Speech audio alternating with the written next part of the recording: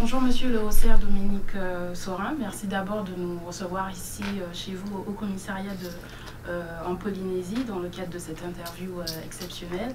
Bonjour. Vous êtes arrivé le 7 août ici, donc ce sera l'occasion dans cette interview de faire un peu déjà recueillir vos premières impressions depuis votre arrivée sur ce territoire. Et on va entrer tout de suite dans le vif du sujet avec cette première question. Le président Emmanuel Macron a annoncé qu'il viendrait au cours du printemps 2020 dans le cadre du One Summit ici en Polynésie. Alors comment avancent ces préparatifs? Bon, tout d'abord, le président de la République fait une première visite dans l'océan Indien la semaine prochaine. Donc c'est cette visite qui a été préparée. Mais le président de la République a annoncé qu'il viendrait en Polynésie française pendant l'année 2020 après les élections municipales. Donc une date a été avancée, enfin une période a été avancée, c'est le mois d'avril. Donc il va continuer sa tournée des territoires et départements d'outre-mer. Il a fait une visite en Nouvelle-Calédonie, telle aux Antilles, en Guyane, dans l'océan Indien. Ça va être le tour de la Polynésie française. Donc ça va être une visite classique du président de la République. Mais il y aura un événement certainement aussi un peu exceptionnel. C'est des contacts avec les pays de la zone, notamment les pays du Forum des îles du Pacifique. Cette rencontre tournera autour de la problématique de l'évolution climatique, de la préservation des territoires îliens ici dans le Pacifique. Et c'est vrai que la Polynésie a beaucoup de choses à dire, à faire dans cette zone, parce que la Polynésie participe aussi à la vie et aux différentes institutions qui existent ici dans la région. D'accord.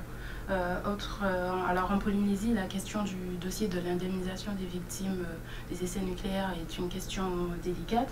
Est-ce que depuis votre arrivée, vous avez pu déjà parler avec les différentes parties prenantes de ce dossier?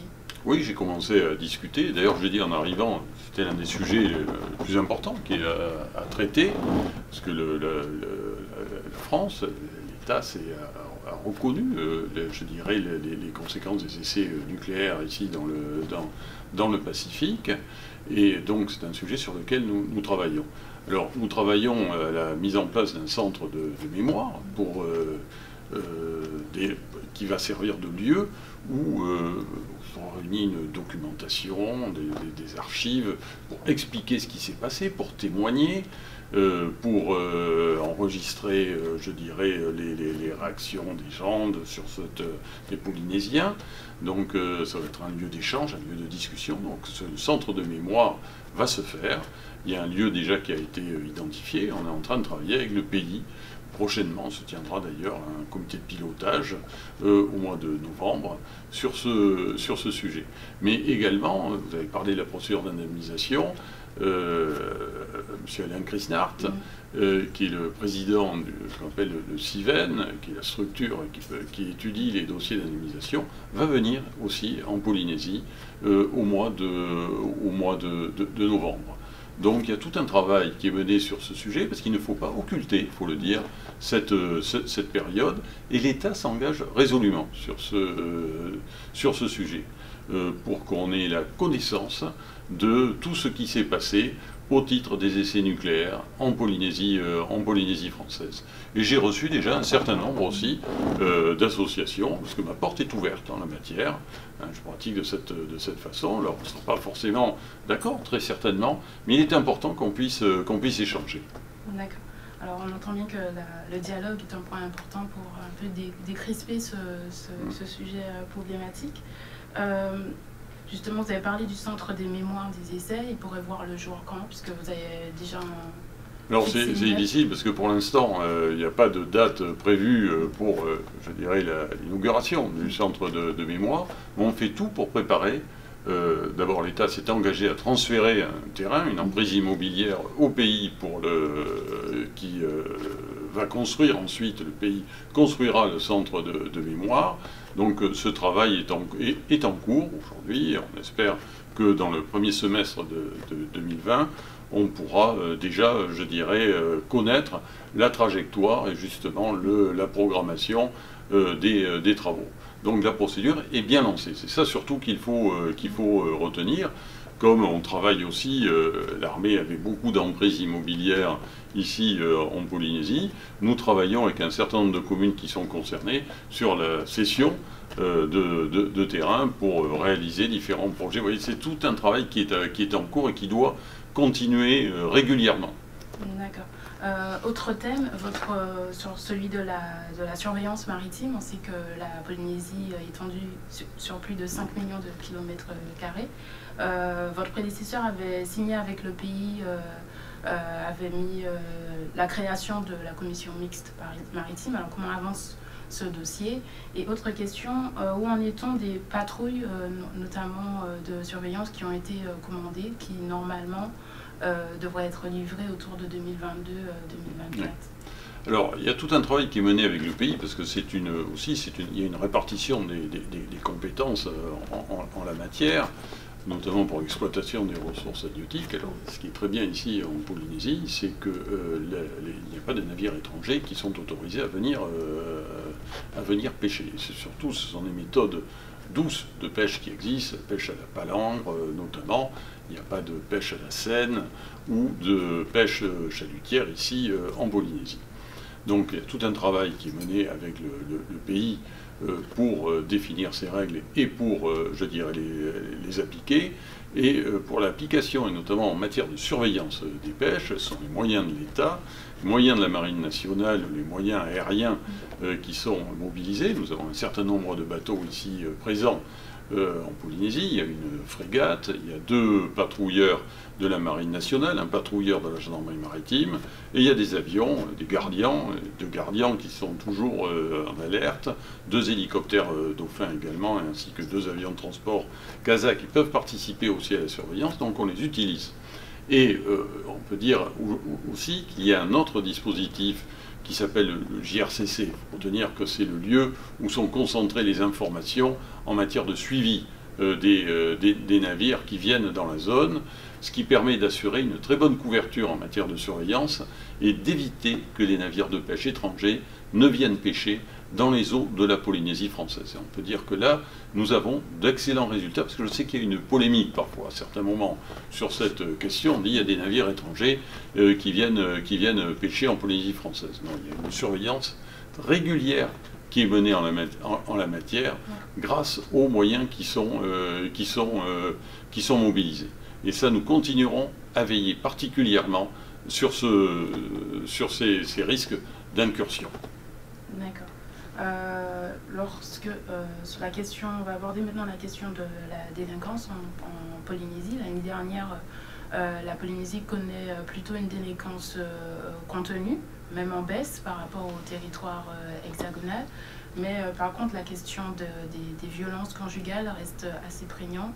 Alors, quels sont vous avez lancé justement récemment un Grenelle sur les violences conjugales. Alors, comment avance ce dossier? Oui. Alors, la délinquance en Polynésie française, en effet, est une délinquance contenue. Lorsqu'on compare les chiffres par rapport au territoire national, ou même aux autres territoires ultramarins, les chiffres sont très, très en dessous. Alors, il y a toujours trop de délinquance, hein, je le dis, ça c'est pour les personnes qui sont victimes, il y a toujours trop de délinquance. Mais les atteintes aux biens diminuent plutôt. Les violences, il n'y a pas de vol à main armée, cela n'existe pas ici, même s'il y a un certain nombre d'agressions qui existent et qu'il faut déplorer, mais on a des résultats. Le sujet qui est à surveiller, c'est le trafic de drogue, et notamment le trafic d'ICE. C'est une drogue qui vient des États-Unis et qui commence à toucher très fortement la jeunesse polynésienne. Ça, c'est un problème, et les services de l'État sont pleinement mobilisés pour lutter contre ce trafic, avec de très belles prises. Au mois de septembre, il y a une prise de 5,5 kg d'ICE. Là, la semaine dernière, il y a encore eu une interpellation de trafiquants de drogue. En 2018, c'est plus de 100 personnes qui ont été soit interpellées, mises en examen et jugées pendant cette période, avec des condamnations des condamnations sévères. On a formé aussi des chiens pour détecter, avec l'aide de la police néo-zélandaise, pour détecter les lice à l'arrivée à l'aéroport ou au port. Donc c'est une lutte résolue. Ça, c'est un point qu'il faut souligner, parce que c'est une menace que nous avons ici pour notre territoire, et surtout pour j'insiste beaucoup sur la population jeune. Après, l'autre sujet que nous avons en effet à traiter ici en Polynésie, c'est les violences intrafamiliales, et notamment les violences entre conjoints. Nous avons des taux qui sont très supérieurs à la moyenne nationale, et c'est pour cette raison qu'on a tenu ce qui s'appelle le Grenelle, comme sur l'ensemble du territoire national. Nous avons tenu un Grenelle sur ces violences entre conjoints. Alors il y a déjà un travail qui avait été mené, un travail assez important qui avait été mené au cours des dernières années, des 2 dernières années, notamment au travers des recueils systématiques de plaintes pour qu'il y ait des poursuites. C'est des accompagnements aussi, l'hébergement des femmes victimes et de leurs enfants. Et il s'agissait d'aller au-delà en la matière. Et c'est ce qui a été fait. On s'est réunis là il y a quelques jours avec l'ensemble des parties prenantes. Et surtout, ce qui est important, c'est qu'il y a un gros travail de coopération qui est mené ici en Polynésie entre les services du pays, les services de l'État, police, gendarmerie, la justice, bien évidemment, les associations, parce que sans les associations, on ne peut pas agir de façon efficace. Et il y a un conseil des femmes ici qui réunit plusieurs associations qui représentent entre 7 et 8 000 membres. Donc ça montre cette mobilisation sociétale qu'il y a. Les maires également, les Tavana ici, se sont engagés également en la matière. Donc il y a une très forte mobilisation. Et ça doit passer par un accueil, une mise à l'abri des femmes. Alors il arrive aussi qu'il y ait quelques hommes qui soient victimes de violences, mais ce sont plutôt, bien évidemment, les femmes qui sont victimes. Donc c'est la mise à l'abri des femmes. Donc on travaille sur les capacités d'accueil pour qu'il y ait des hébergements qui soient mis à disposition. C'est l'accélération aussi des procédures d'accompagnement par le biais notamment d'intervenantes sociales qui peuvent accueillir et conseiller les femmes. Donc c'est la facilitation des procédures, et avec une attention particulière qui doit être portée sur les personnes vivant dans les archipels, pour qu'on ait des systèmes pour mieux je dirais, recueillir lorsqu'elles se sentent menacées, qu'on puisse plus facilement je dirais, les appuyer, les aider. Donc tout ce travail va continuer dans les semaines et dans les mois à venir. Donc c'est qu'une première pierre à l'édifice pour... C'est plusieurs pierres, on va dire, pour reprendre cette image, parce qu'il y a déjà eu une pierre, et on continue dans ce travail. Mais c'est une nécessité, parce que c'est un problème sociétal ici en Polynésie, et on se doit d'avoir des réponses qui sont adaptées aussi au territoire, pour protéger, parce qu'il s'agit de protéger les personnes victimes de violences, et faire en sorte que les femmes puissent être mises à l'abri, mais aussi, à certains moments, il faut pouvoir extraire le conjoint violent du domicile. C'est la meilleure aussi, ça peut être une façon de procéder, et surtout en ayant comme perspective, alors l'objectif c'est pas forcément de réconcilier les personnes, mais surtout lorsqu'il y a des enfants, de pouvoir aussi protéger les enfants. D'accord. Alors mardi, vous avez assisté à l'ouverture de la 3e édition du Digital Festival Tahiti. Lors de votre discours, vous avez signifié que la Polynésie peut devenir un haut lieu d'innovation. Alors comment l'État peut accompagner la Polynésie dans cet objectif ? Alors tout d'abord, c'est important de dire que la Polynésie peut être au cœur de l'innovation, parce que l'outre-mer peut être au cœur de l'innovation. Que ce soit en Polynésie, il y a d'autres outre-mer aussi, je pense à la Réunion, mais pas que, où il y a aussi ce type de manifestation qui est organisée, parce qu'il y a des entreprises, des entrepreneurs qui sont en capacité de faire des innovations. Et l'outre-mer peut être, de fait de son organisation, de fait des structures des territoires, peut être aussi un moyen de mettre en avant de nouvelles techniques. Et l'État, bien sûr, doit appuyer, parce que parce que c'est pas simplement une question je dirais, d'alignement, de modernité, c'est que le numérique est fondamentalement au cœur de ce qu'on pourrait appeler ici la continuité territoriale aussi, qui est un point important. parce que la Polynésie est étalée sur les îles, sur 5,5 millions de kilomètres carrés, sont de distance considérable. Et il faut bien sûr que la Polynésie soit reliée au reste du monde. Et il y a eu des câbles sous-marins qui ont été posés. Et là, l'État est intervenu dans leur financement, a participé au financement et de façon substantielle, soit par le biais de défiscalisation, soit par le biais d'aides directes, pour faciliter la pose de ces câbles. Mais il y a aussi le lien entre Tahiti, l'île principale, et le reste du territoire. Et notamment, cela va être important pour tout ce qui est télémédecine, c'est un point important, le téléenseignement également. Ce sont deux exemples que je prends et qui doivent faire en sorte que les personnes qui vivent dans les archipels soient à même de recevoir, je dirais qu'il y a une égalité de traitement entre tous les citoyens ici, tous nos concitoyens en Polynésie, pour que l'ensemble de la population ait accès aux mêmes services. Donc l'État s'engage résolument aussi aux côtés du pays pour assurer cette couverture en service. D'accord, très bien. Vous avez occupé durant votre carrière plusieurs fonctions.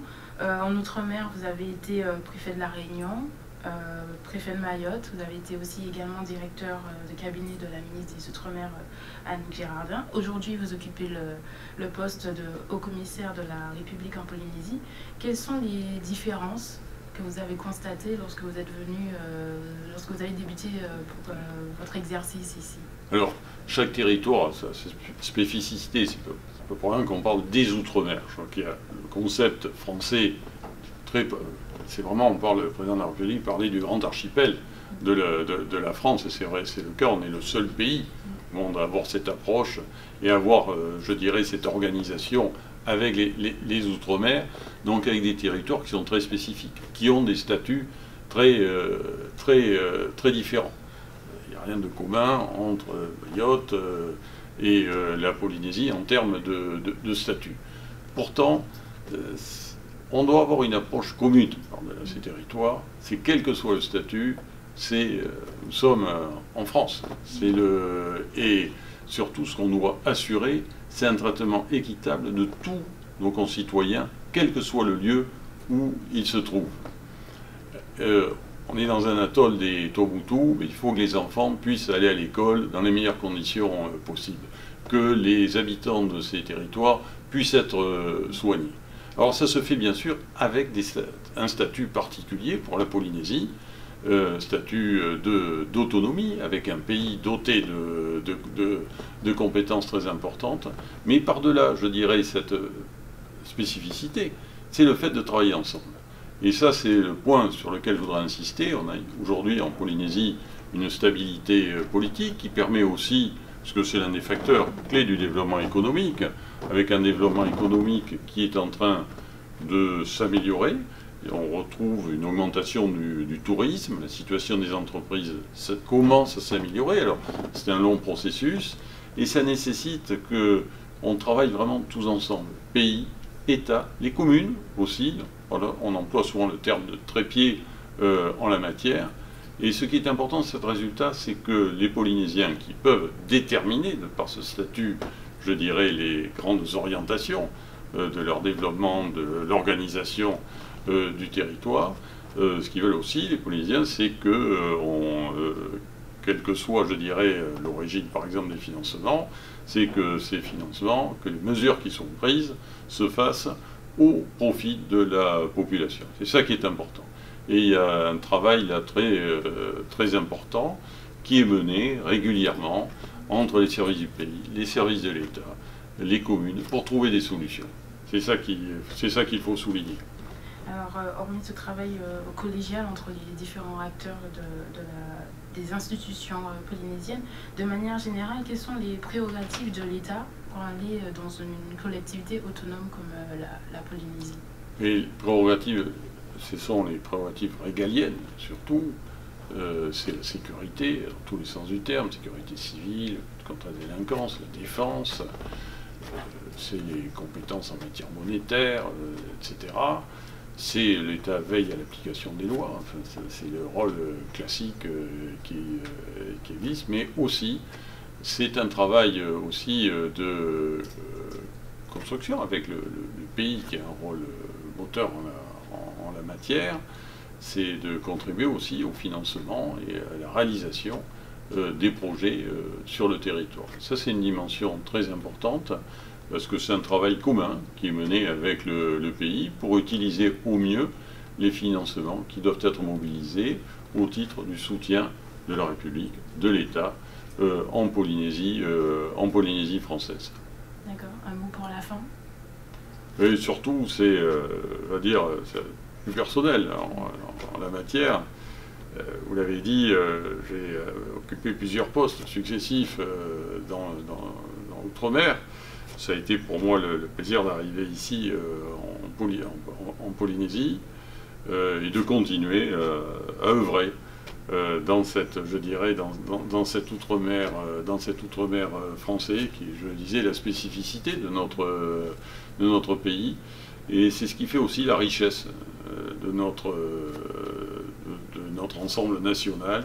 C'est cette contribution de la Polynésie à la culture française et à l'affirmation du rôle de la France. D'accord. Merci beaucoup, monsieur le ministre. Merci. Merci. Ah, c'est super.